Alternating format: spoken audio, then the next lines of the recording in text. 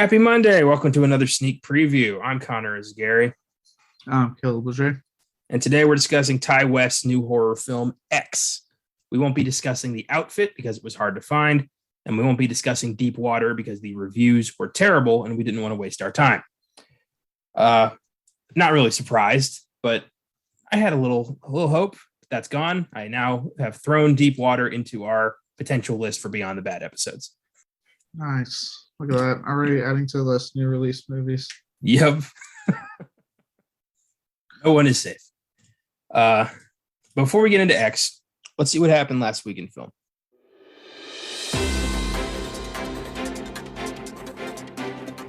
Last week in film.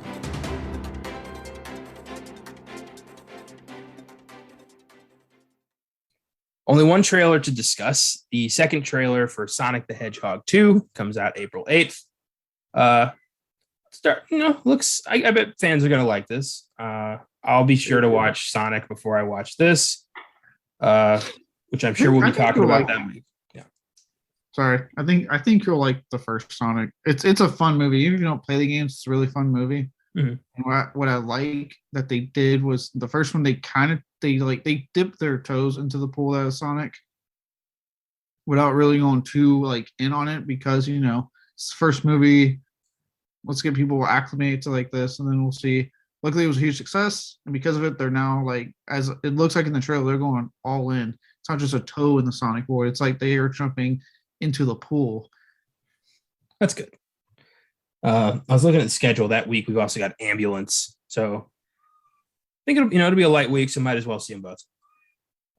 It was a light week. Yeah. Sonic 2. Both don't look bad to me. Ambulance hopefully is better than the last couple of Michael Bay films. I don't see how they could be worse. I thought that when I watched 600 Ground, I was like, oh boy. Oh yeah, that's right. Oof. Next up, and this seems very quick, but it's in good hands. Courtney Cox is returning for Scream 6, which has a confirmed release date of March 31st, 2023. No word yet on whether Neve Campbell is returning, but I would probably bet money on yes. Yeah, it seems quick, but at some point out, the turnaround between the first Scream and then the second Scream was really quick. If you actually, it came out a year after, but then you take into account filming and pre-pro and post-production, it was quick. So, like I said, the fact that they're bringing a lot of the creative team back, all the creative team back, tells me that they're moving forward. I know they already had, hence why they were able to knock this out so quick. So they already had a pretty sure go on where they wanted to go, and they're doing that. I think we're finally going to get the Stu Macher as the killer reveal. No, I think they're going to keep trolling the shit out of us on that. I thought, Sydney and Gail got a good ending in Scream 5, or 5 Cream, as I've heard some people call it. And I love that. I'm sure it'll be good. Scream 5 was good. Just how many times are they going to escape this fucker? In a believable way. I was really surprised to see Courtney Cox return. Because the way it ended was okay, we really don't need them. I really feel like there won't be if anything, they're gonna be this one. They're not a huge part of the story. They're not really needed. It won't revolve around them. I would be surprised if they try to pull away from the new main character that they established in Scream 5. I would feel that's where the story is going, is with her, and she's going to be tied to it again. I bet it's going to be like Star Trek Into Darkness when they're dealing with Khan and they call Leonard Nimoy and he's tell us about Khan. I bet it'll be something like that. I need to talk to Gail, and she's like, "What's up? How can I help?" I can't come in. I got stuff going on, but how can I help?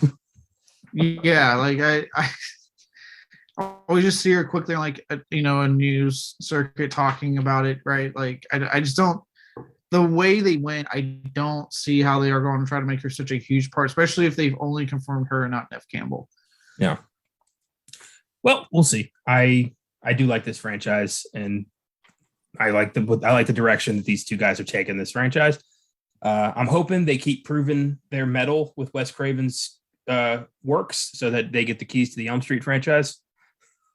That'd be awesome. Like I said, I know the estate's just really making sure that whoever takes it knows what they're doing. That's why we haven't gotten one. Yeah. Well, I'm sure if these guys give us like, let's say 3 really good Scream movies, I think they'll get Freddy. Probably. I was surprised Elijah Wood didn't get it because his take for like Spectrovision's take, I was like, that sounds awesome, but I just don't think he was gunning for it because it's too expensive for the company. Yeah, that's pricey. These guys, though, they're doing just fine. Finally, we lost a legend this past week. Oscar-winning character actor William Hurt has passed away at 71 years old following a battle with prostate cancer. Hurt won his Oscar for his performance in 1985's Kiss of the Spider Woman, was also nominated for his performances in Children of a Lesser God, Broadcast News, and A History of Violence.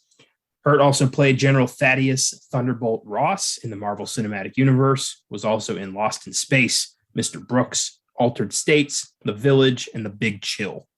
He will certainly be missed. What a devastating loss to the acting community.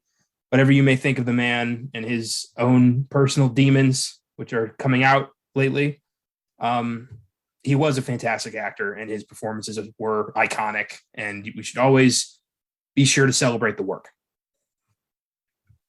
Yeah. It does suck that apparently he was a monster in his personal life. But acting wise, he was a hell of an actor, lots of cool stuff that he did. The fact that he was one of the few things that they brought back from the Incredible Hulk into the MCU, they're like, hey, do you want to come back and continue playing Thunderbolt Ross? Yeah. And he was like, yeah, any day of the week. So, that was really cool because it seemed like for a long time, and I'm someone that actually likes the Incredible Hulk. Like, I don't get the weird, like, hatred that some people have towards him. Like, it's a really fun movie and way better than Ang Lee's version. Personally, again, if you like Ang Lee's version, you like it, but I liked Incredible Hulk better. So it was, cool to see him come back and be one of the few things that kind of made the trip over, continue to be in the MCU. I haven't seen his Oscar-winning role in Kiss of the Spider Woman, but I've heard it's amazing. The movie I always go back to when I think of William Hurt is Lost in Space. I know it's a terrible movie, huge box office bomb, ridiculous film, but I like it. I don't care. I like it. So, Lost in Space. Always me. That's the first film I think of when I think of William Hurt. You ever see Lost in Space? A long ass time ago when I was a kid. I do not remember much of it. It's got Gary Oldman. It's got Matt LeBlanc when he was trying to be a movie star. Didn't try long. Heather Graham, Lacey Chabert, a young Jared Harris. Pretty talented cast they have for the movie. Reggie Cathy. Really good cast. Time travel story. Digital effects don't hold up. It was 1998.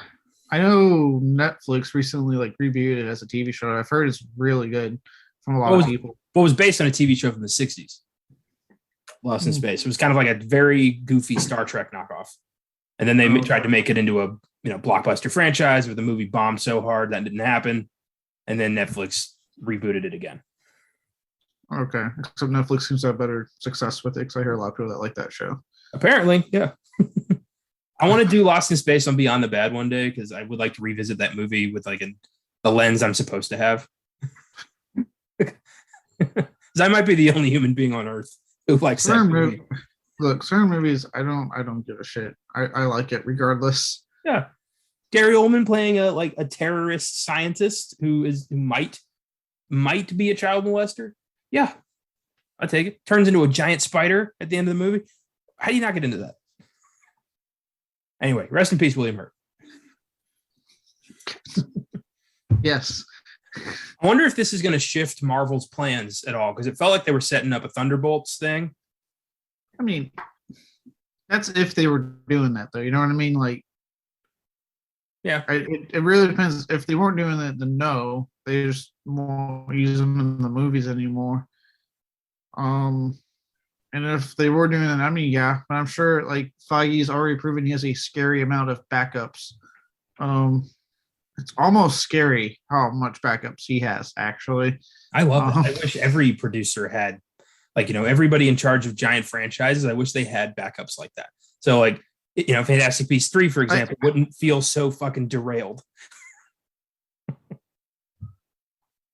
They still have like 2 more of those fucking films to do too. Yeah, I'm not like, I'm impressed, but I'm also scared. Like the fact that you said there was like, okay, so if this actor dies and then has like a whole fucking new plan, I'm like, that's awesome, but also kind of scary. I was like, when the pandemic happened, he was the only one that went, it's okay. I have a plan for this. It's all good. We'll shift some stuff around. Just trust me. We've got shows, got Disney Plus. We're gonna be fine. I love that. Just the world's on fire, and he's like, no, doesn't matter. Good for Feige. Well, William Hurt's legacy is definitely going to be impacted by these allegations, which are shaping up to be looking pretty real, and it's a damn shame. But like I said, celebrate the work, enjoy the work, because the work did nothing wrong. Yeah, I mean, you guys talked about it a lot with the Jeepers Creepers episode. Yeah, the work itself is good. Yeah, the person making it can be a monster. And you got to remember that these are human beings, right? Like we just see what they show us on screen. At the end, they got personal lives. They got, some of them do what I did today, right? We're recording on Sunday. Some of them have days like me where I just clean my house, take care of my dog, right? Like they're human. Yeah, not always good humans, but they're humans. Yeah, people are flawed. People make mistakes. People make bad decisions, including famous people. Well, I'm still going to keep watching Lost in Space. I'm still going to enjoy The Incredible Hulk. I'm looking forward to watching Altered States and Kiss of the Spider Woman and Broadcast News. So, yeah, this ain't stopping me. Oh, yeah, I'm still watching movies that he's in that I enjoy. Yeah. Well, that's all that happened last week in film. It was a pretty quick week. Before we get into X, as always, we got to spotlight the new Shudder original. So, Caleb, why don't you tell us about The Bunker Game? It's better than Scary of 61st, but not nearly as good as The Seed. It's about these LARPers, apparently, that are LARPing World War II in a bunker somewhere. It's not really specified where. And then something weird happens, and they get the customers out, but then the workers get locked in, and spooky stuff happens, except not for like an hour into like the hour and a half film. Then you roll like good spooks happen. And it's one of those films that does what I hate, which is like a lot of shit's like thrown but never really explored. So it's like things just happen. Like at one point, some dude, you get the feeling he's trying to sleep with the main character, but then she throws out, "He's my cousin," and you're like, "Well, wait, what? Like that's not how a cousin talks to." I was like, I have female cousins. I don't talk to them like that. A lot of weird stuff just kind of thrown in.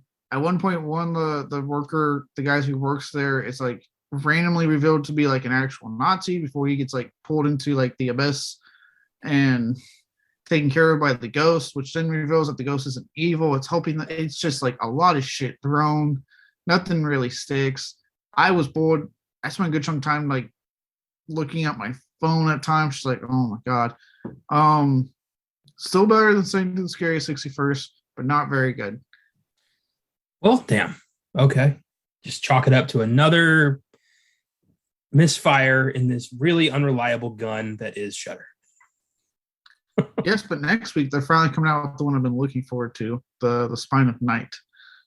Okay. Well, since we're doing our Oscars recap, we might have to push the talk with that movie by like a week. That's fine. As long as you watch The Spine of Night. It's the only one I'm requesting you watch this month. Okay. I will do that. Actually, if we do it, if we push it by a week, I have the entire week to watch that movie. So that's true too. There you go. Only Shudder film I'm requesting you watch. Okay. I will accept at least that. For this month. Yeah. I don't know what's coming out in April. Well, I do know, but I'm going to wait until they come out with their things so I can remember. Because they're unveiled, they're halfway to Halloween. plan, which is April. So they unveiled a lot of the shit they're showing in April. And actually, that month looks like it's gonna be solid. Well, we'll see. Because so far this year, just from your description to these films, it's been hilarious watching you kind of deflate.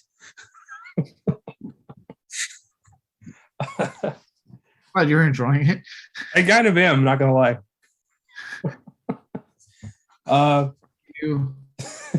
Yeah, I'll give this film, if I were to grade it, I'd say a 4, maybe. Yeah. That's still better than the 1 you gave that weird Epstein movie.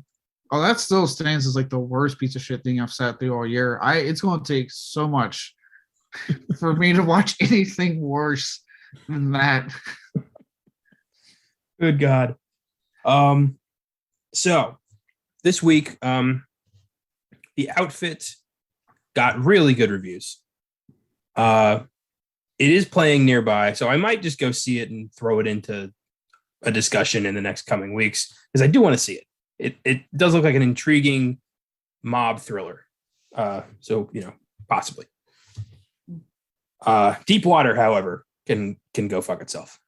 I'm not watching no 20%, critically reviled 2-hour Ben Affleck stroke fest. I'm not doing that. Yeah, I would say like at first it's like we're on the ominous, but she's coming off that fucking Marilyn Monroe biopic that's supposed to be NC-17. If I really want to see her in that fashion, I always go back to Knock Knock, which I enjoyed anyway. So yeah, and Deep Water will have its own moment on Beyond the Bad eventually. It's in the potential list, and if we do want to go down that road, we always can. Oh yeah, we do on that show so much. Oh yeah. So X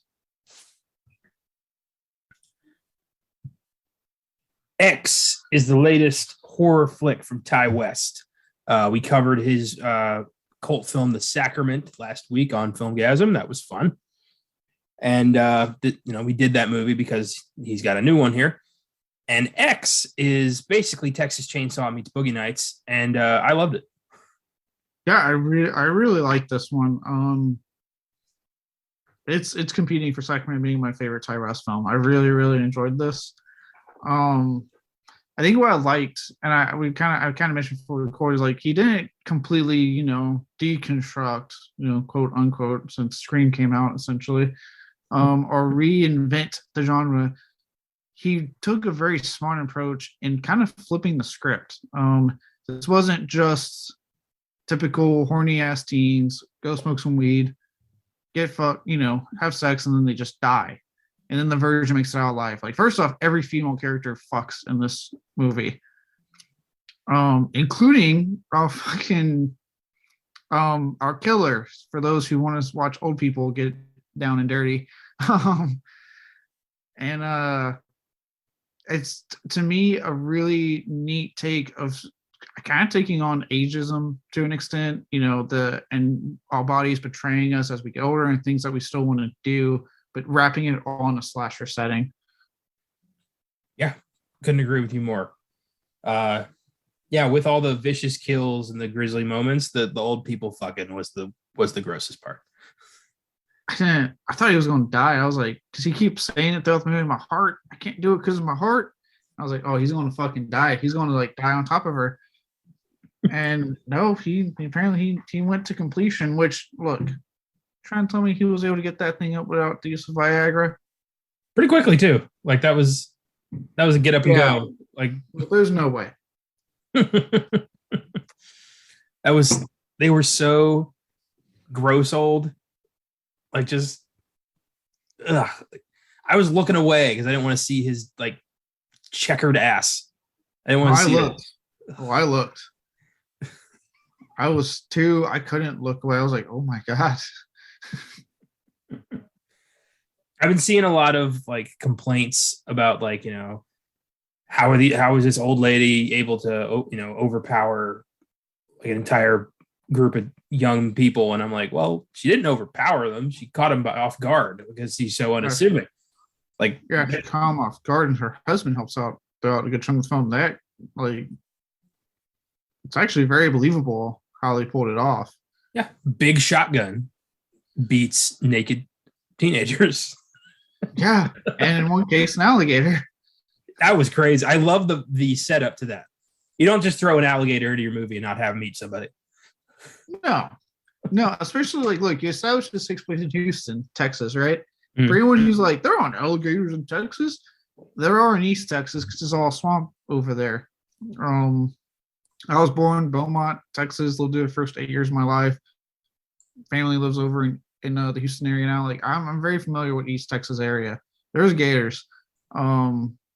And yeah, I like that the setup of like their pond has that one that's just kind of chilling there, which, you know, if you know anything about Texas, makes sense. Like, yeah, gator probably just wandered over one day, never left.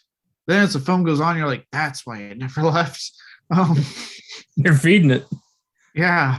And yeah, that payoff, I love at the beginning. No, we're kind of doing this out of order, but fuck it. Yeah. I like at the beginning when you see Mia Goth's character, who, by the way, also played the old lady in heavy makeup. Like, goddamn.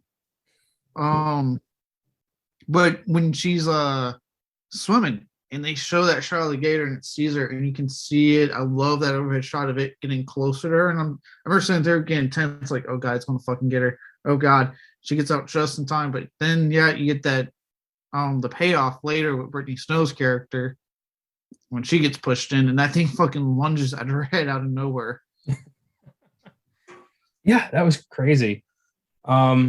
Even before the horror starts, it's a pretty compelling drama about, like, you know, taking life by the balls in your own way, pretty literally in this case. What a McConaughey look like almost. Oh my god. Yeah, the whole time. I kept expecting him to say, you know, the catchphrase. Right? And look, he was really good. I liked him in the role, but it was almost like shocking. I'm sitting there going, you look like fucking McConaughey right now, dude. I laughed my ass off when he pops up in the middle of the night in just these like super tight briefs. And then he never puts clothes on. He never does. He goes to get like a flashlight instead of pants. Oh, he cracks me up that when he's like, feel how hard I am, makes the dude touch his stick. I'm like, what is going on with this guy? I felt really bad for the screenwriter guy who brought his girlfriend to the porn set and didn't see that coming. I honestly did not feel bad. I was like, dude, you can't sit there, watch these other people fuck everyone, and then when your girlfriend expresses interest, because you thought, oh, I'll bring my church girlfriend there to be safe, and then you get all up in arms when she isn't. And also, he keeps trying to pull. And I thought this had to be Wes's like little like sly commentary or meta-ness on A24 in general, and like that. He kept being like avant-garde cinema. I'm like, no one cares about your avant-garde porn. They want to see tits and ass. And I want to get fucked. Like that's all they want to see. 100%. He was talking about, you know, the way A24 approaches horror. Like no one's here for the story, for the performances. They want to see people get ripped apart. But yeah. You know, I like that he did that because it's about time someone in the industry said that shit. Well, and it based off like what I've seen them coming out with this year, it seems like even A24 finally kind of became aware of themselves. Between this, Everything Everywhere All at Once, actually, I've been seeing like really rave reviews on it, and looks like it's going to deliver the action with all the other stuff we expect from A24. Their other slasher film they're coming out with, Bodies, Bodies, Bodies. That is the title. It's looking like they're finally kind of like they themselves are kind of aware of how people view them, and they're trying to play around finally a little bit and experiment and have some fun. Because I had no issues with them at first, but I just thought like with The Witch and not Midsommar, Hereditary. As good as those movies were, they got kind of obsessed with making that type of film constantly. And it was like, stop making that type of film, experiment. And it looks like that's what they're finally doing. I guess Lamb was the last straw for people. They're like, I'm not watching Noomi Rapace walk around with a little goat creature. I'm not doing that. No, wait, A24, we will not. That was my last straw. I was like, I'm not seeing this. I've been tricked so many times. I'm not falling for it again. At this point, it's on me. Like, it's my fault for continuously falling for this. So, no. I was really happy X wasn't that, because as soon as A20, I forgot this was an A24 production, and as soon as the logo popped up, I audibly went, "Oh." It's like, oh, this is gonna be 2 hours long, and it's gonna be boring, and I'm gonna be pissed. Yeah, no, it really looks like they understand it themselves finally, and they're trying to experiment more. Because I mean, even for people that are, I'm sure there are gonna be some people out there who be like, well, this is still slow like most A24 films. I'm like, no, it's actually slow like most Ty West films.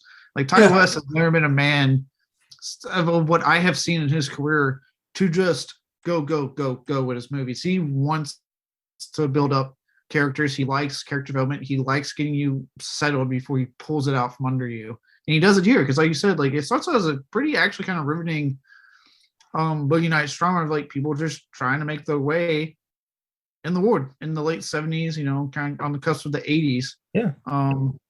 And their way of doing it is to make a porno. Yeah. I mean, our hero, you know, we're introduced to what the hell was her name?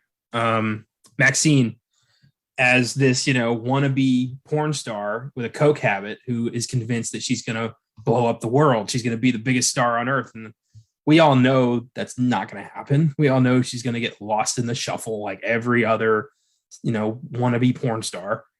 But, you know, she's so determined to be like remembered. And I love the twist at the end when you're like, oh, she's the preacher's daughter we've been seeing on TV this whole time. Yeah, the whole time I was like, why? I was like, at first I was like, I guess this is just like really beat you over the head like metaphor he's doing right now. Then when they did the twist, I went, oh, okay. Yeah, and look, and also look, I like a good another thing I like too, I noticed was how he would intercut a lot of the meta-ness and a lot of what they were doing with like the porn film they were shooting, intercut it with actual moments in the film. Like he was almost having his cake and eating it too, in a way. Yeah. Which I really liked. Because yeah, you know, they have their big talk about like, you know, oh, it's people don't want to watch this kind of stuff. It's just smut. But then he turns around and makes sure that you see damn near every single chick in this movie butt ass naked. And I'll say it, I wasn't complaining. Brittany Snow is a hot woman. So yeah, you're not wrong. I was cool with it. I thought it was cool how they were intercutting the dialogue from the porno and from like Maxine with the sermon that was happening on the TV. Like Maxine kind of adopted her father's, you know, tagline of like, I will not live a life I don't deserve. That was something he said. Yeah. And then she took it and flipped it to represent her outlook. That's cool. Like this is a very good script. And I respect that more than anything. Yeah, when Ty West, say what you will about him, because I know, like I said, his methodical pacing is not for everyone, as I've learned. Like I'm here, horror fans are like really love his work, like I do. Well, they can't do it but I've always thought since I've seen Hustle, the dude is a talented fucking script writer and knows how to have everything play and come back. Like we talked about Sackman here, and like I said, how he was able to have literally scenes in the movie intercut with exactly what's happening in the porn. So you're watching like this really sexy, steamy thing, but then it's cut with something like horrific happening that almost parallels it. I loved when Kid Cudi, which is cool that he's in this as like an Afro dude, just opens the door completely naked to talk to the old guy at night. Just like you can see the silhouette of his giant dick. It is huge. I mean, that dude's rocking like 11 inches soft. Jesus. Yeah, good for him. Oh yeah, this movie does not hold back from showing you body parts or bodily fluids. Oh Jesus Christ! You know, the part of porn that you don't see when they have to actually do multiple takes of fucking, and the cum has to go somewhere. Yep. You also don't see the cleanup, which is quite extensive. Yeah. Oh boy. Yeah, I like that, you know, this you get to see kind of how the sausage is made, so to speak. Yeah. And I don't know you, but like, because you've lived in Texas now a good while, and as you know, I was born and raised. I don't think I've ever seen. It's been a while since I've really watched a film where I sat there going, "Holy shit, I'm in Texas!" Like I've seen plenty of films that take place in Texas, and I'm like, "Yeah, okay, I recognize that spot. Yeah, okay, yeah, This one, I'm like, God, I feel like I'm there. Like from the summer heat that was being portrayed to seeing all stuff. I'm like, God, I feel like I'm in fucking Texas right now. I'm sitting in a very comfy movie theater. Well, I think, yeah, I could feel that. Especially the vibe of like, late 70s evangelicalism, just having that kind of hanging over this movie. This prudish notion of, God tells me what to do with my body. And, I like all the older people have this, this sense of godlessness about the young that is still, very much felt in the South. It's, I think it's a bunch of old, I like, they mentioned in the movie, it's a bunch of old people who can't fuck and they're jealous. Yeah. Yeah. And like you said, it's still kind of felt today. I don't want to get too into political stuff, but as anyone who kind of follows some of the bills that are being passed in Texas as of late, yeah, it's still felt today on like a political level for, in that state. Yeah, I liked how they kind of, I guess, getting into that, how, like I said, this film really explores like age. I haven't really seen a film explore, especially a horror film, the way this explores age with like the hot young, group of people that were following, and even to an extent, they make that quick comment on Wayne, I think was his name, where he's like, "Look, you haven't been 42, but I've been 23 once." And I'm like, "Holy shit!" Like that was a great line. Yeah, and I'm like, in that quick line, you see, like, even he, to an extent, is just trying to live out his youth. So he clearly didn't live his youthful life the way he wanted, or he did, but he doesn't want to let it go. Yeah, I mean, it's, he mentions that he left his wife for Maxine. Like he's with the hot young thing because he thinks it makes him a hot young thing, and it doesn't, guy. You're the creepy old guy of the group. Yeah, no, you're just a creepy old guy that doesn't put clothes on when you investigate at night. His stance too really cracked me up. He had like a superhero stance. Fucking Superman in his tidy whities. Yeah. Yeah. Even when he's in the barn, that comment he said about the two keys to a good relationship. And I'm like, yeah, this is a guy that won't let it go. We've seen it. Like we talk about all the time, like the guy that when you guys were at high school, there's that one guy that still hangs around the town in the high school because he just can't let it go. Like I don't think it's an accident that he kind of, the character is a little modeled after McConaughey, because I got Dazed and Confused vibes the whole time. That's what I like about high school girls. I keep getting older, they stay the same age. Like that's him. Yeah, this is like a horror version of him. But even with the old couple, kind of talking about our main killers here, like, yeah, like you said, they really explore, like, he even tells them at the bat when they get there, like, don't let my wife see you. And you're thinking, like, well, that's very nice. No, it's because she literally she's pent up. She's wanting to still do things that, you can only do in your youth, like sex and stuff. And she's mad that she can't anymore, that her body has betrayed her. And that, you see it. She keeps bugging her husband, like, come on, Howard. That was his name, Howard. And he keeps telling her, like, yo, my heart can't take it. So it's like he wants to, he would love to, but like I said, his heart, he has some kind of condition that it's hard for him to do that. Yeah, can't get too excited. You can murder a bunch of people, but you can't get too. You can't fuck your wife. Again, I like the payoff to that so much. Yeah, when he keeps mentioning it, I'm thinking, oh shit, he's going to die on top of her.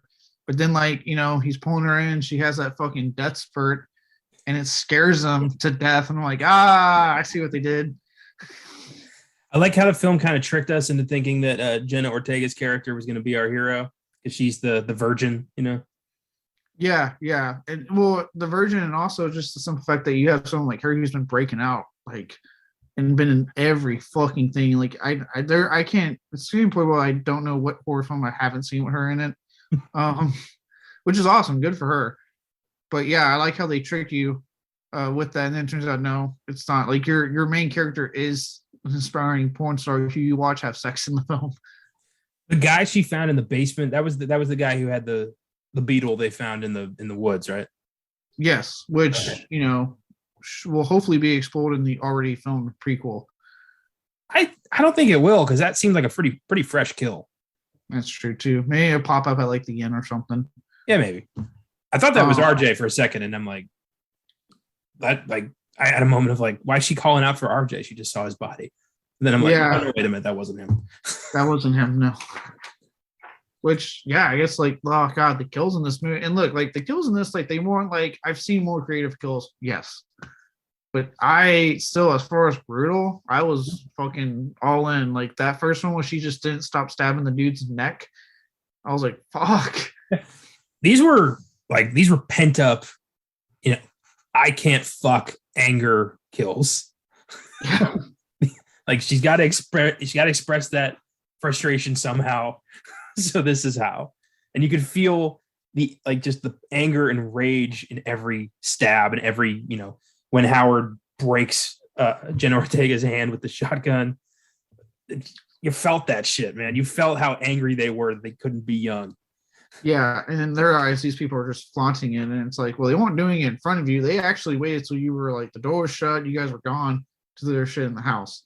Like you got angry. They were actually being kind of nice and staying out of it. Yeah. Oh, dude, so much that fucking he had some good aim for an old dude at night with a shotgun. When she ran out the door and you hear the shotgun and fucking her just fly back, I was like, Jesus. After blaming Maxine, like, you got me into this, like you're the reason they're dead. I'm like, that's some reaching logic there, lady. Yeah, no, it's the old people that are attacking you.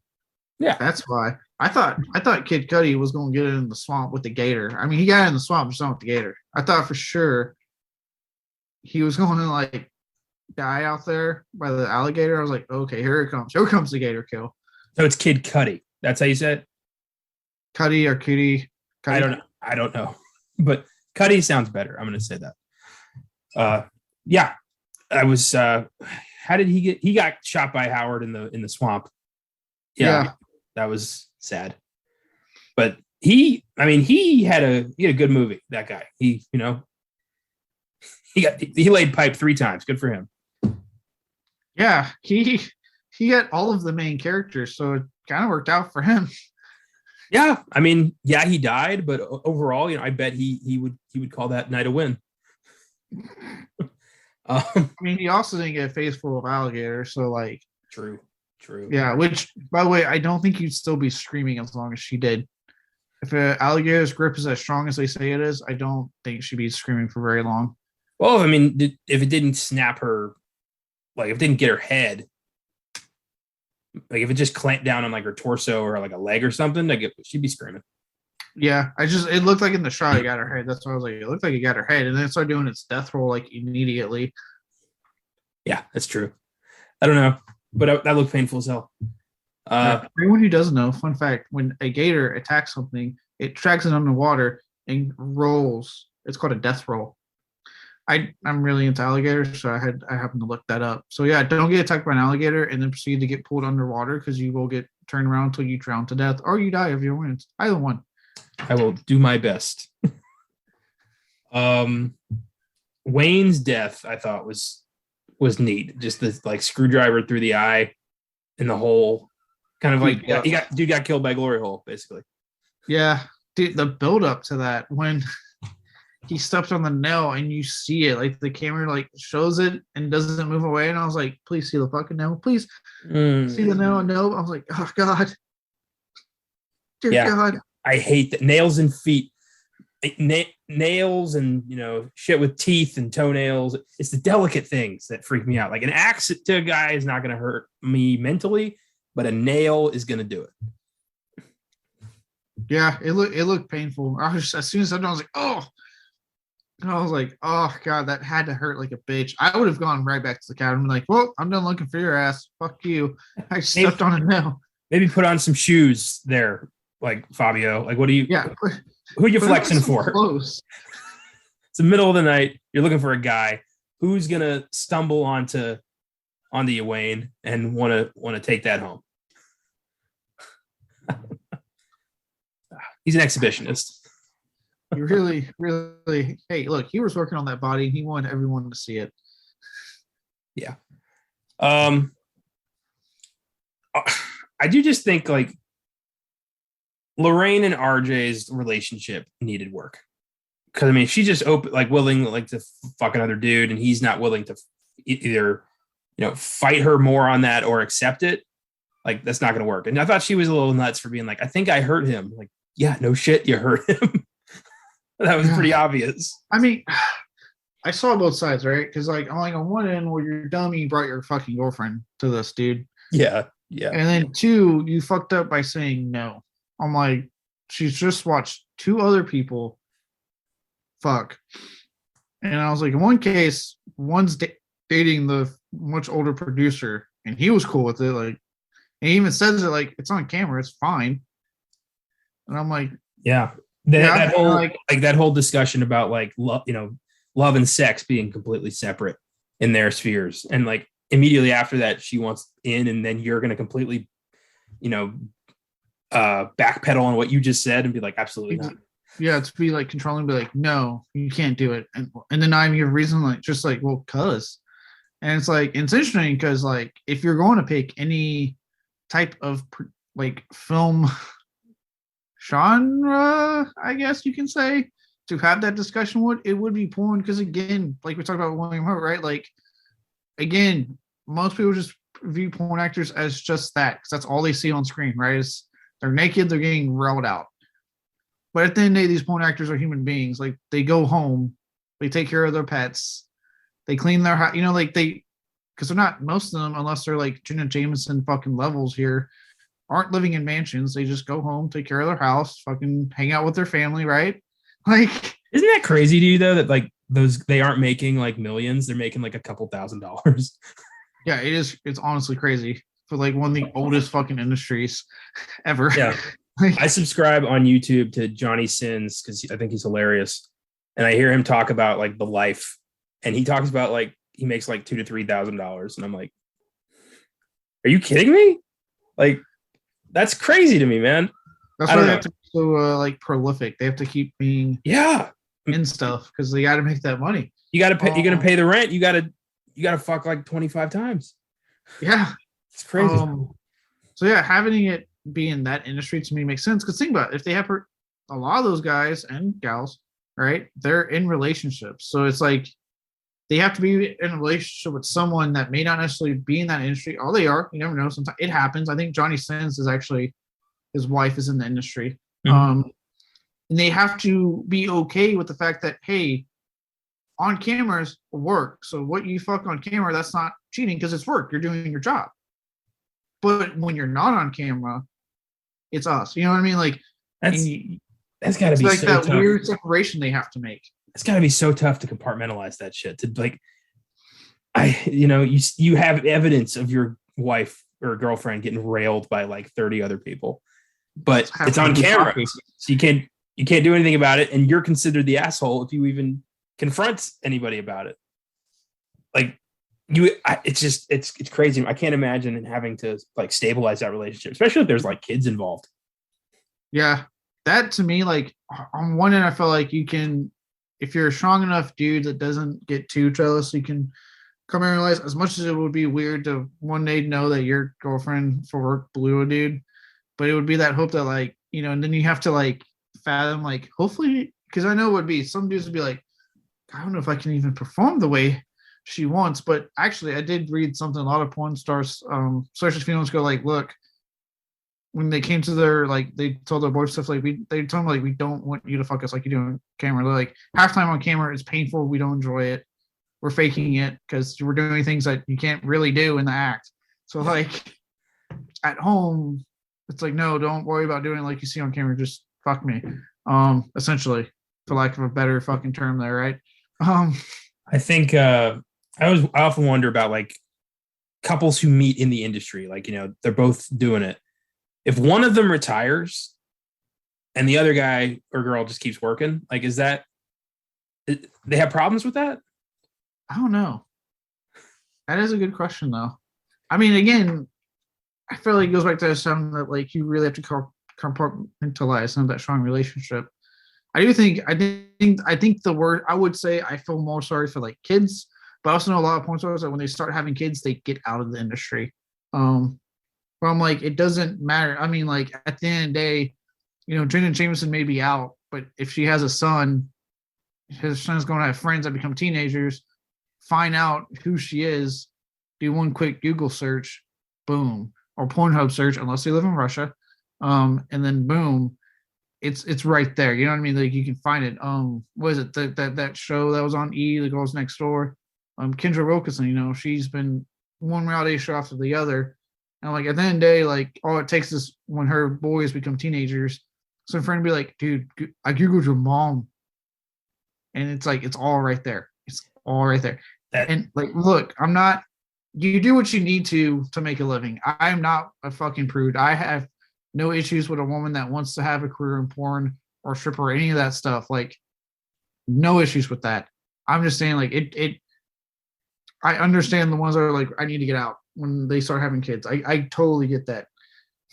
I can't imagine like both your parents are fucking porn stars. Like when you start looking that stuff up, how do you avoid that? Can you imagine you're looking that shit up and your mom pops and you're like, oh God, especially like Pornhub, because it plays like the preview clip. Yeah. Look, I get on Pornhub. Before anyone shames me, I've been on Pornhub plenty of times.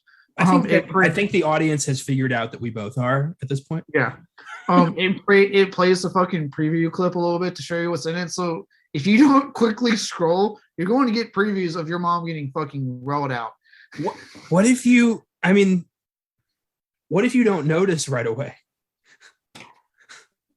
You start the video, but she pops in later. It's like a stepmom, stepdaughter type thing. Oh my God. And before you can change it, she's already naked. You're like, oh God. What do you talk to about that? Like, how do you talk about that? I mean, can you get a birds and a bees talk from parents when they have that kind of job? I mean, if anything, you probably get the best birds and bees talk from them because they know all about it. When a mommy and a daddy need about $5,000, they decide, like, yeah, I would actually love to hear a porn star give that talk. Oh God, man. They have that moment though, where like the ones that do have kids, they have to have that moment where they know, like, okay, one day they're going to become teenagers and this shit is going to happen. So like they have those discussions, like, when do we tell them? All right, scenario. Porn star retires. They don't use their stage name anymore. They're their regular name. And then kid grows up. Their friends are like, dude, you got to check out this hot porn star I found. They go and Google them. It's their mom. What if, here's another scenario. They don't find it out that way, but they're just going to the grocery store and some rando's like, oh my God, are you? And just runs. Oh my, who does that? Oh, really lonely, depressed dudes that watch way more porn than I do. Oh my God. That's fucked up. When you start like, taking selfies and being like, I can't believe I met this person. Maybe keep that to yourself, buddy. Oh my God. Yeah. You just hear, mom used to be an actress. Like dad just says, like, that's all dad says. Like, she used to be an actress. Like, well, what movies was she at? She was an actress. Just leave mom it. Mom and dad used to be actors. What movies? Just movies. Let's just say she was kind of in a Star Wars movie. Just leave it at that.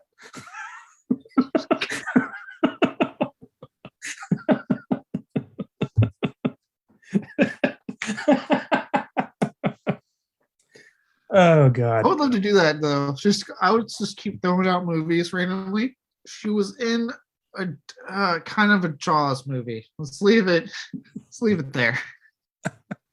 She might have played Wonder Woman, but not in the big one. I mean, there was a big one, but it's not what you're thinking. Oh, my God. I can't imagine having that kind of life where you have to actively avoid certain porn stars because they're family. She was in an alternate version of Pirates of the Caribbean. Oh, my God. Well, all right, back to X.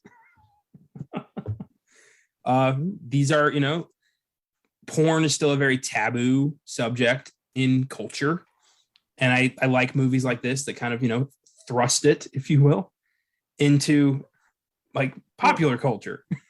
It was really interesting because this 1979, I don't know if we have any super hardcore porn historians. I know I can Google this, so yell at me later. I looked it up. There actually are dudes who have that job. That actually is not the worst selling job. I'm gonna say it right now. I'd be okay with that job. If you paid me to do that, like I could live comfortably doing that. Yes. No issues there. Just real quick, I'm just imagining, like I'm in, the history department at Texas State. I imagine like pitching my thesis. Like I want to look into the history of porn. Like I want to create a timeline of like porn and just trying to defend that in the history department. Just seeing how quick, how long do you think it'll be before they ask me to leave? Not too long. There's gonna be one guy that like pulls you aside, like, look, I didn't want to, but I actually really agree with your stance. I'm gonna give you a $3,000 grant. I'm gonna send you to San Fernando Valley, and you're gonna like just research. Quick aside, the school I went to for college, Full Sail, I can't remember the name of its sister school, but there was a sister school in California that they don't talk about because all the companies that like they proudly display as like have hired students from that school or porn companies. But yeah, I was like, that's not, it's work. Like you're getting paid still. Like just try not to get cummed on. What I like about you bringing that up with porn, especially this being in 1979, what I was getting at was like, I want to say this was as the mainstreamness of porn was starting to die down. Because there's a lot, if in case anyone doesn't know, like in the 70s, it wasn't exactly uncommon for you to go to a regular everyday theater and go watch Jaws and then literally go to a theater next door and watch fucking Deep Throat. And no one thought anything of it. Like it wasn't like, oh, you went to go see Deep. Like people went to go watch it like a fucking regular movie. Like scenario. You have a blind friend and you tell him you should go see Jaws. I know you can't see it, but it's a really, you can visualize it. They wander into the wrong theater and they sit down for Deep Throat and they think it's Jaws. And they're like, that shark sounded weird. I don't know what that shark was doing to those people, but it didn't sound right. I don't think it was doing what I thought it should be doing. Or they reverse it. They go see Deep Throat. They end up in Jaws and they think that she's like biting off everyone's dick. They're just really mad. They're just like, this is supposed to be Deep Throat. What the fuck? But no, it's just crazy to me that we had that time period. Yeah. Where like it wasn't a dirty thing to go watch porn. Like it was like whatever. Yeah, I went to go see Deep Throat. I went to go watch Debbie Does Dallas. I think Beyond the Green Door is another big one. Just like. Well, it wasn't exactly like, they weren't taking field trips. Like it was still incredibly taboo and gross to some people. But in the city, it was like, nobody gave a shit. It's the city. Yeah. That's not the grossest thing that's happening out there right now. No, especially New York. It was like, this is not the grossest thing we're doing, guys. So let's be real here. But so, just that brief look there it had with being that mainstream and no one really gave as much of a shit. But then, like I said, as the 70s kind of went on, the 80s were coming on, and home video was becoming a thing. Yeah, you're right. Like porn started becoming even to where we have it now, where like it was really more taboo than ever. People don't want to talk about it. Yet the home video market was exploding with fucking porn because it was like now we can just bring it to your home. Like, yeah, you can go to the beaded section of fucking Blockbuster that's dimly lit and walk out, go home with your fresh copy of like Debbie Does Dallas 9 or whatever. Just make sure you're walking into Blockbuster. Hi, can you direct me to the Beat It section, please? Oh, I can rent too? Thank you. It's crazy that, like, to me, like, for a while there, you could go into Blockbuster looking for, like, I don't know, like, whatever movie just came out, whatever new release somebody wanted, but in, like, just beads, not a door, but beads. They're like, yeah, that's where the porn's at. That's where the adults went to go get whatever they want to do.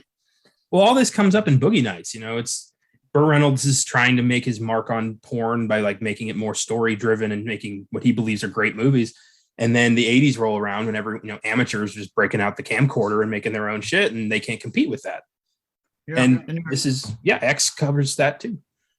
I'll say X covers it too, because you have like in the camera guy that's like, I'm gonna make avant-garde. But then Wayne says, he goes, "Nah, I'm telling you, man, the home video market is going to explode." Like he's clearly like thinking like this is it. This is what I need to go to make his money. And technically, he's not wrong. Like I'm sure, had the events not played out next way, that he actually probably would have been very successful. I mean, a king of porn at that time. I don't doubt it. When you think of the king of porn, that's the guy I would think of. Just, tall, blonde dude, tight jeans, cowboy hat, talks like a Texan, always hard. Like that. That's the king of porn. Always hard. And of course, his name's Wayne. I don't know why, but that just works. Doesn't work. So yeah, kills are great. Howard just dies of a heart attack. That makes me laugh. And then Pearl gets run over really awesomely. Yeah, after the fucking fell shotgun blast, which was awesome to watch her attempt to shoot that shotgun and go flying through the fucking door. Well, I love that they follow through on Wayne's gun. He says he keeps a empty gun in the glove compartment because just the act of pointing a gun is enough sometimes. Yeah. And then we find out it really isn't loaded. Yeah, it really isn't. It's not loaded at all. It's for show. And to Maxine's credit, that was, again, actually, we don't talk about enough when it does happen, but there's some smart character moments. When she like instinctively ducked instead of like, let me stand there at the shotgun level, I was like, yeah, that was actually incredibly smart to do. Like, duck as soon as you can, because she's old. She's not going to lower that thing in time. Well, and I love that. Yeah, if a 90-pound old lady is going to blast a double barrel, she's going to fly. Yeah, because she ain't Howard. You knew what that thing was capable of. He knew how to steady himself. Yep. And she's just screaming in the ground like, "You whore! You filthy whore!" And Maxine's like, "Nope," and reverses onto her fucking head. Yeah. I like how this film booked in with the cops. I'm usually not the biggest fan of like that in media res opening when we kind of like see the end and they cut and they're like, "Oh, how did we get here?" I'm like, "Well, I don't could have just done this at the beginning. I would have been fine. It would have been okay." Yeah. But what I like about this is that they don't show who's dead. I love that. It's not like, "Oh, okay, we know who's dead. You just get to see it." No, it's like what went, like you're legitimately curious, like what went down, and like you are all these different bodies here. Like Jesus Christ. I love when they find the camcorder and they're like, "We might have some evidence on this thing. Like, what do you think's on here?" And the cop's like, "One fucked up horror film." It's like, well, close. Close. Yeah, it's a vicious ending. And then apparently I missed it in the theater, but I did watch that clip you sent me. There's a teaser for an upcoming prequel at the end of the credits called Pearl, which talks about old lady as a young lady in the 1910s, which was a bad time to be sexually active. Oh yeah. And played by Mia Goth again, who, like I said, played Pearl herself, so she's playing the young version now. Looks like some stuff that they brought up in this movie is going to be explored in that, like that car, the buggy. Yeah. A lot of that stuff looks like they're going to explore in like what her dancing. So we're going to get a lot of explanation while still being a horror film. And from what I've heard, Ty West has already filmed it. It's filmed already. Sweet. I mean, I was not expecting a Ty West double feature this year, but he's talked trilogy. He has plans for where this could go to conclude it. Damn, Ty, like, well done. He's really like immersed himself into this world he's created with X. That's fantastic. Well, when Pearl comes out, maybe that'll be a good opportunity to do House of the Devil on Filmgazm. Yeah, I'm down. I really enjoy that movie. So I've never seen it, so I'm looking forward to that. But yeah, apparently it's a Ty West year. Really cool. Man, he took his like I think 6 or more year absence from horror, and he's like, "Don't worry, guys, I'm coming back swinging. I got like 3 films planned for y'all." It's awesome. Any other scenes you want to spotlight from X? Anything we missed? No, not that coming off the top of my head. Just that, yeah. I really enjoyed this. Very like I like what he explored with it. I liked the idea of kind of like slowly flipping the script on slashers, but still being a intense, gory like slasher and like everything we want from that genre while playing it up a bit. Yeah, I agree. Oh, there was that one scene where Pearl crawled into bed with Maxine. That was fucking freaky. That was creepy as hell. And the way she just walked out when Brittany Snow's coming out of her room, I'm like, what the fuck? And well structured, considering those were the same actresses. They're the same actress playing two characters. That was really cool. Yeah. That and the scene with the lemonade in the house. Well, again, that's actually what I was talking about when they were like paralleling what's happening, like the porn film they're making, and the actual story we're watching, how it's the lemonade scene that they're filming for their porno, but here we have Mia Goth literally having a very creepy fucking moment of drinking lemonade with this old lady. Yeah, well filmed movie. I'm glad it's getting such critical praise. It's sitting at like a 95% on Rotten Tomatoes right now, which is great. That's high praise. Yeah, for sure. I had about a half-filled theater. So I had maybe 3 people. Yeah, I don't foresee this being a big financial hit, but I think it's gonna go down as a win. Yeah, it's like I said, and and granted, I went to like a 10:45. I went to the earliest showing I could get for the cheaper prices. Mm-hmm. But even when I worked in theater, I saw the moment where I'm like, I'm so, like I said it before, I said it 1,000 times, like I'm so sick and tired of people bitching that all we get are like Batman films or superhero films in general. I'm like, yeah, when I go see Spider-Man and the film is packed, the theater is packed to the brim with people, and then I go see this original horror film that you guys are demanding we get and you want so bad, but you don't fucking watch it. Why do you think they don't take the risk with these types of films? Like, I was like, I can tell you right now, the turnout I had for like this and Studio 666, I'm like, this is why you guys don't get these films, because you don't fucking go watch it. Well, I like that with this show, we're able to devote the same amount of attention we would give the Batman to a film like X. I mean, both these films got their own full episode. And it's, we've proven it's not hard to find these independent films, these horror films. You just got to look. You just got to look a little harder sometimes. And, give them the time of day. If you want more original stuff, you have to put in the effort.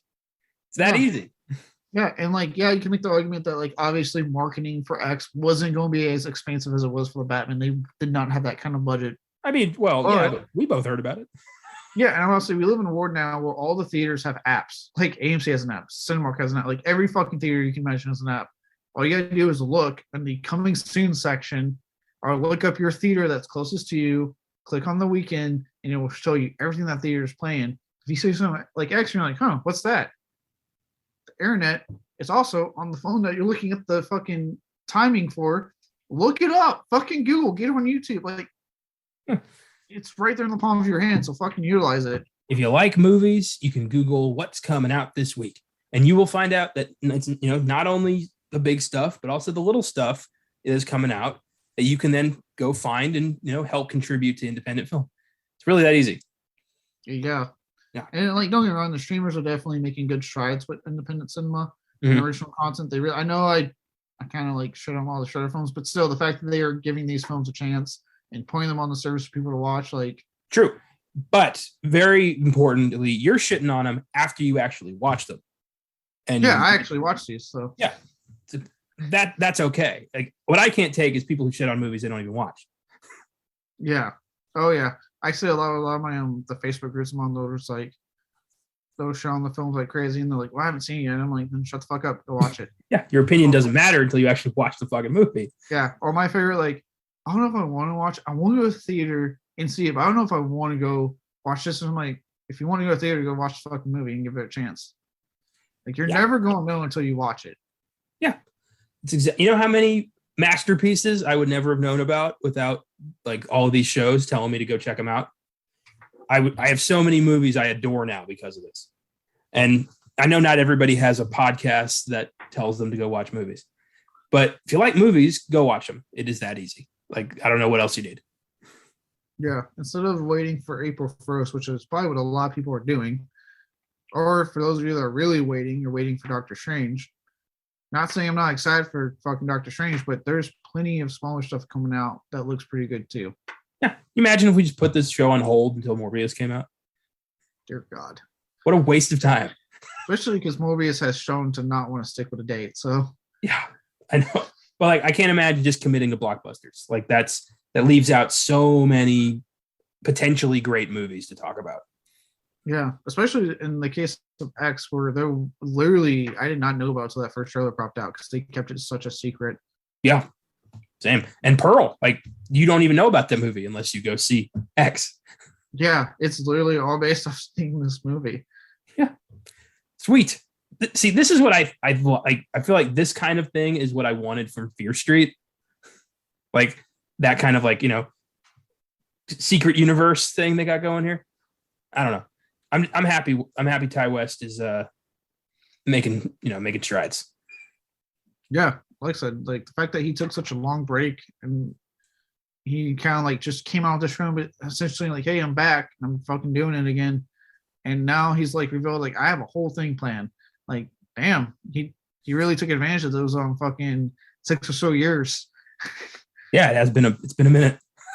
Yeah. Plenty of time to make 3 movies, apparently. Yeah, like I said, the prequel apparently is already in the can. He is literally just waiting for the go-ahead for May 24. That's awesome. See, this is my favorite part about sneak previews. Like, yeah, I know all the big stuff that's coming out this year, Doctor Strange, Morbius, Fantastic Beasts, but it's the little stuff I learn about along the way that I get to add to the calendar. Those are the gems. And yeah. Well, and it's like I said, when we were doing our top 10 most anticipated, what I like about this is like, you know, I've known about Doctor Strange before the trailer came out because Marvel reveals their slate of films to a certain point. And I have nothing against Marvel doing that because they still make really good films. Mm-hmm. But at the same time, like what I really love, because I miss it so much, is like how they did with X, where it wasn't on my radar. I knew nothing about it. And then I remember I texted the group chat because I saw the trailer and went, holy shit. And I texted the group chat. I was like, guys, check this trailer out. New Ty West horror film. And you guys were like, what the fuck is this? Like, it's just started this whole discussion with that because literally they didn't tell anyone. They kept it a secret and they waited till the trailer came out and they're letting word of mouth kind of speak for this film. Yeah, it's nice to have that again. I feel like we know so much in advance these days that we don't get to have that surprise movie anymore. And occasionally we do get it, and I love when we get it. Yeah. Very cool. This turned out to be a fun episode. I was kind of out of it when we started, but the energy, I guess, now talking about tits and ass woke me up. Talking about porn work you up. Got it. Thanks for listening, everybody. I hope you enjoyed the show. You can follow us on Facebook, Instagram, and Twitter at Filmgazm Productions, or you can email us at filmgazm@gmail.com to give us feedback or film suggestions. You can check out the website, filmgazm.com, where we've got reviews, articles, trailers for upcoming stuff. And if you want to support the show on Anchor, you can always click on support this podcast on your podcast provider. Give us anything you feel we deserve. We appreciate it. Next week is going to be a bit different. Next Sunday is the 94th Academy Awards. So Austin will be joining me in recapping the Oscars, discussing the highlights and low points of the show. In addition, The Lost City and Everything Everywhere All at Once are coming out next week. So I'll try my best to see one or both of them and provide my 2 cents, or we may just push those films by a week, depending on how we want to do it. Yeah. I mean, if they end up getting shit reviews, I might not see either one. But from what I'm hearing, they're both getting really good reviews. Well, so Everything Everywhere All at Once is getting really strong reviews. Lost City is sitting at a 95% right now. No, it's not. Last I checked. Yeah. It's getting really good reviews. Okay. I was surprised. So yeah, we'll see. Don't miss The Punisher on Wednesday's Filmgazm, Lara Croft Tomb Raider on Fridays Beyond the Bad, and our Oscar predictions on Oscar Sunday. Have a great week. Keep watching movies.